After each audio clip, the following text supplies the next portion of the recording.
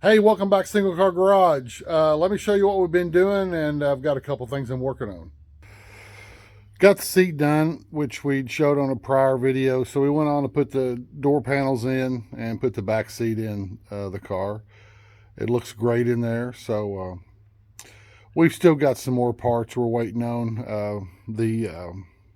Really, we're waiting on one set of parts, and that's the dew wipes for the doors. If we had them in, we would have the interior completely done. So seat looks great in there.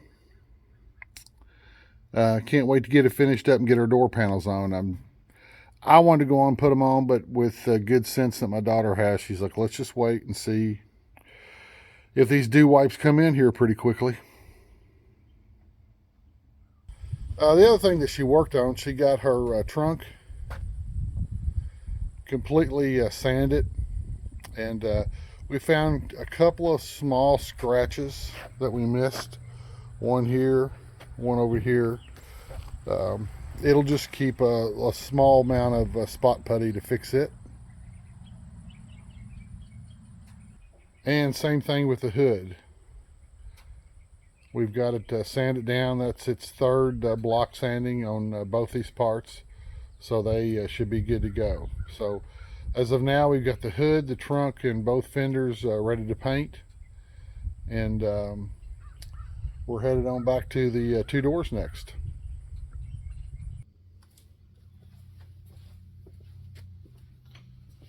What I am working on today is this side chrome that goes on the side of the grill. These are the fasteners that you use right here, and they slide in one end or the other. I usually slide them in from the top.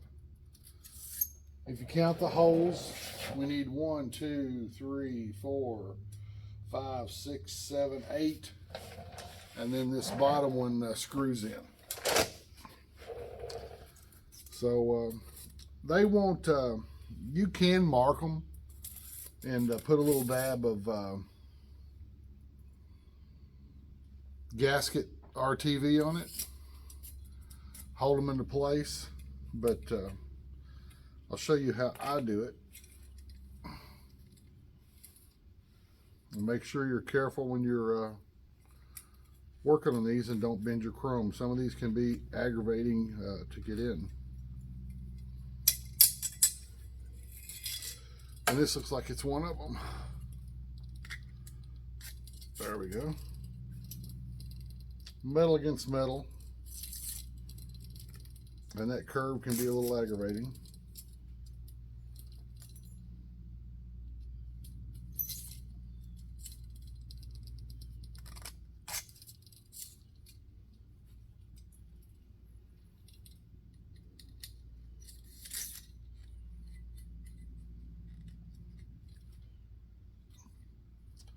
Another one that's a little bit aggravating. So it's getting it in the right spot to move.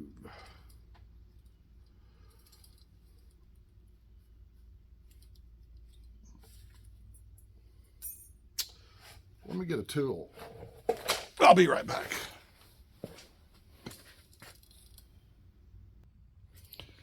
Hey, I'm back. I took this screwdriver. Two fell out. Three fell out. All right. I took this screwdriver, put it in there, and manipulate them around. Not a big deal.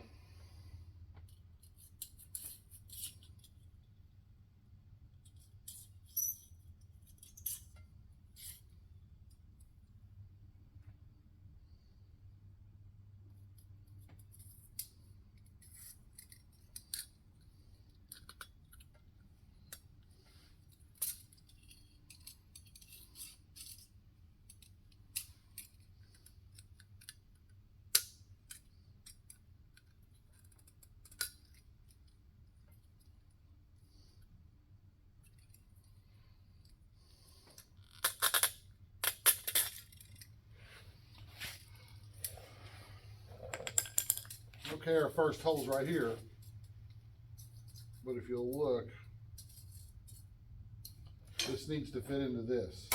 There's a spot right there for it to fit. And it slides onto that, and it looks like that possibly we need to spread this out a little bit. This has been re-chromed, so it's probably a tad bit bigger than what it was originally. So might be able to do this with a screwdriver. Looks like we need a pair of pliers. Let me go get them.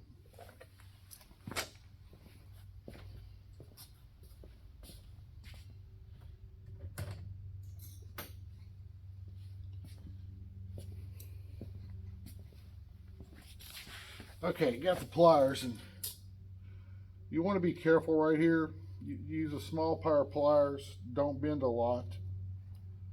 It won't take much. You just need to slide it up on there. Once you get it started, you'll have the room. Let's see how this one looks now.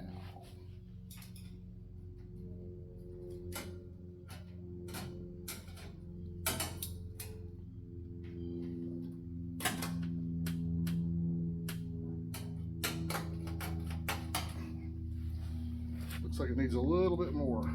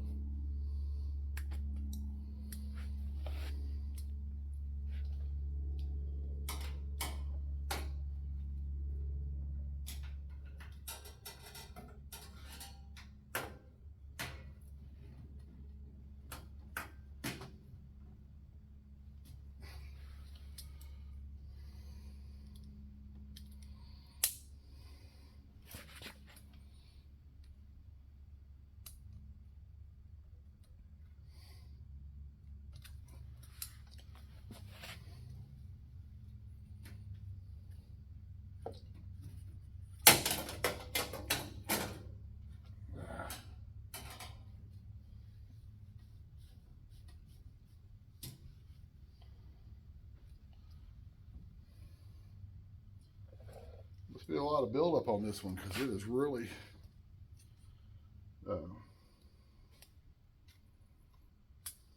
not wanting to slide up on there.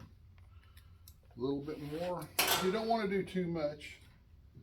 You want it to fit snug, so you keep doing a little bit at a time until it fits snug. And you got it. All right.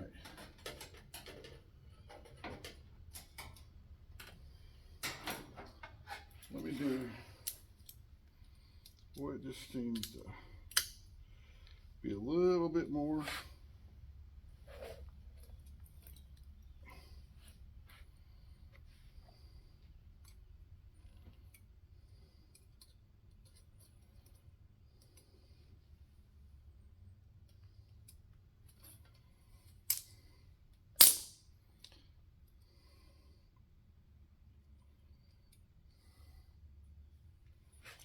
All right, we still got all our clips on there, none falling off. Let's get this sucker up here and get her started. So,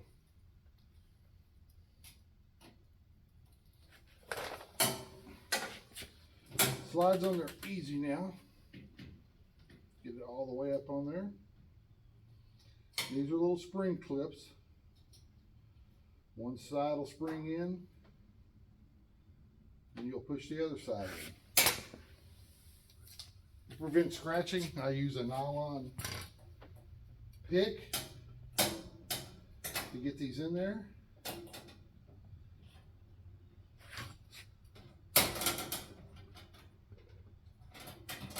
There we go. We got her in there. Let's push it back up on there. And then what I do, bring another one up.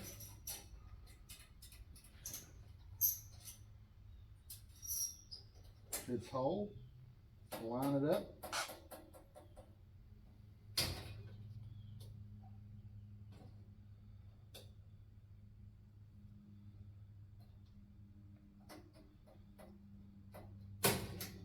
And press it in there. And you keep doing that.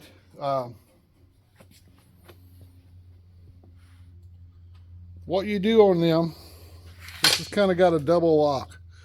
You press these, put the two ends in the hole. It'll still be loose. Get them all in the first little slide up. Once you get them all in, then take your hand and press them all down. I did the other side. Let me show that to you. I got this side done. Looks like there's not one in there. Good.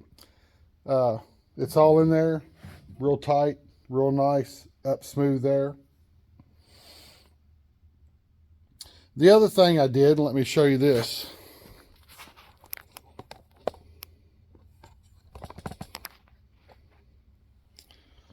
Worked on the hoods a little bit yesterday. This piece back here I had to buy. This chrome slides into a little chrome piece that bolts down here in the center. This is the piece of chrome that holds your two hood halves. Then it comes up here. Well, this radiator should be setting higher to about right in here, actually. It's been lowered when they built the car. I don't know why. I didn't have anything to do with it. So what I had to do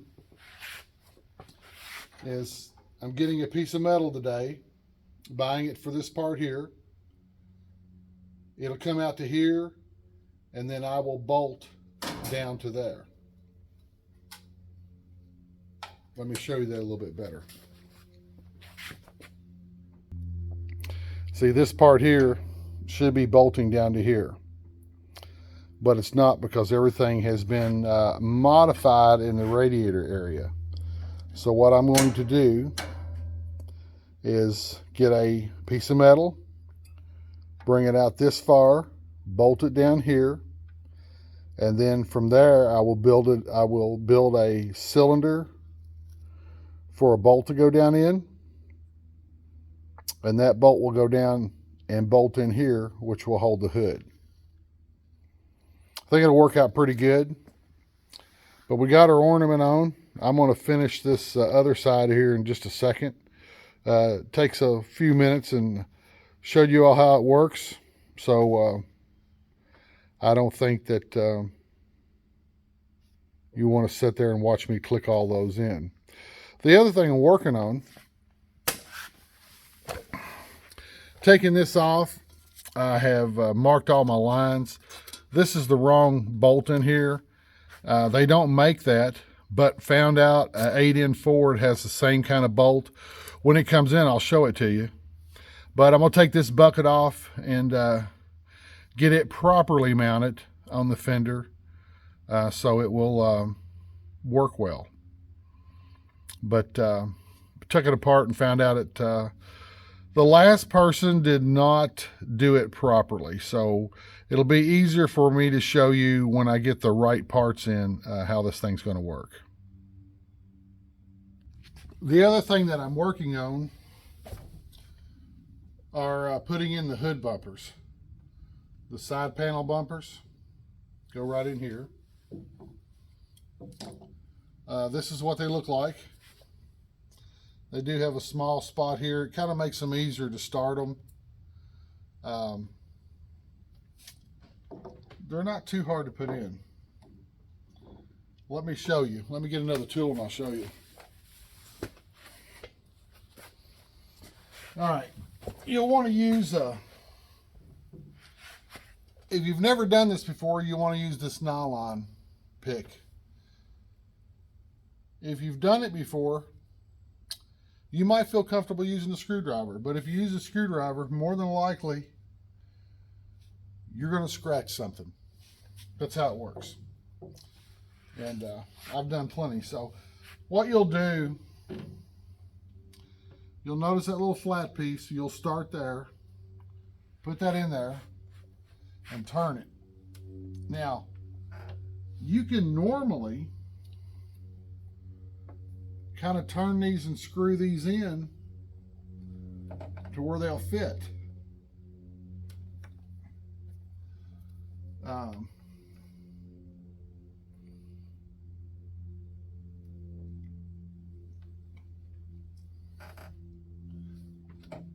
just keep working it in there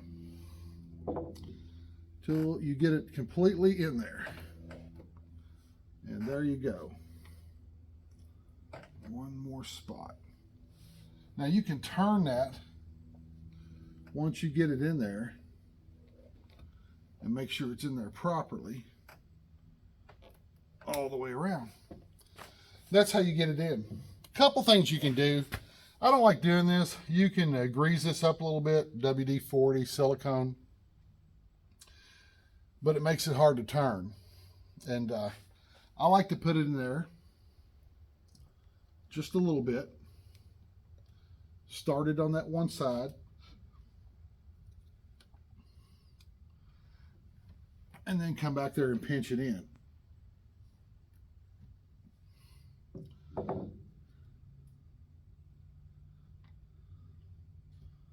And then turn it a little bit more with your finger there. Once you get part of it in, it turns pretty easy. And that way you can make sure you got it in good. And that's how you put those bumpers in. The other thing I need to work on is the cowl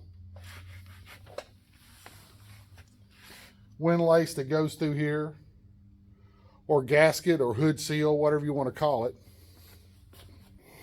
It'll have screw holes already in the body. What I do is line it up, take a pick, poke a hole through it, put my screw in, and screw it down. And that's for your hood to rest on when it's closed. Not going to sit here and bore you with putting the rest of those bumpers in and putting that hood seal on and finishing the other side of this chrome. I think you got the gist of it. What I'm working on right now, yesterday I took the hood and put it on, seeing how it was going to fit, and it's had a couple of welded spots. They do split. They're not well reinforced, those hoods aren't. And I think when they welded, they did a little bit of warpage to it. So what I want to do is get all these bumpers and everything done. I've got to get this part done, so I'll have the support that I need.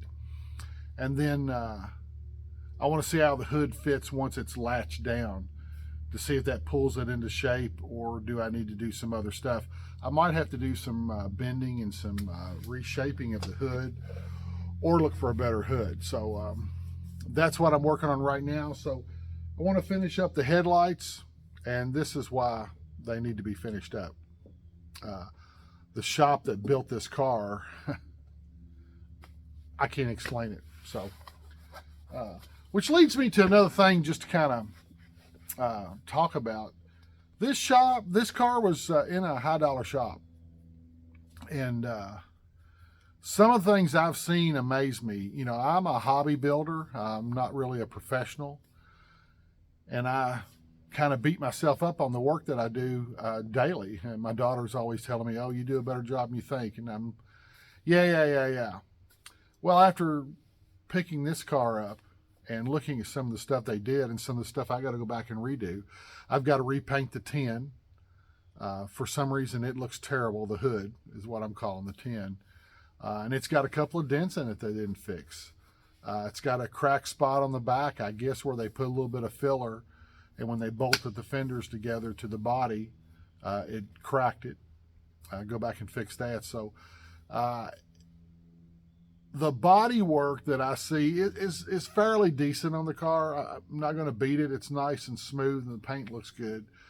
But some of the things they did were some of the things that I was doing when I was 16 years old. You know, now I try to weld and metal fabricate any kind of rust holes, dents. I try to pull out and get as true as possible if I have to add any filler. You know, my guy that taught me to use very little filler. You know, he always felt like if you used more than a pint to half a quart, a pint to a quart, a filler in a car, you're using too much. He believed in getting the metal out there where it needs to be. And I've learned a lot over the years, and some cars have been super successful, and some cars I've had to use a little bit more filler because I just couldn't get things the way I wanted it. But I've used a fairly limited amount of filler over the years, and a lot of body shops and a lot of high dollar shops. So my warning is, if you take a car out to a shop to get it worked on, have an agreement up front of how it's going to be fixed so you can hold that shop accountable. And then what I would do is, when are you going to start working on it? Okay, well, I'm going to come by about every 3 days just to get an update. I'm not going to bother you.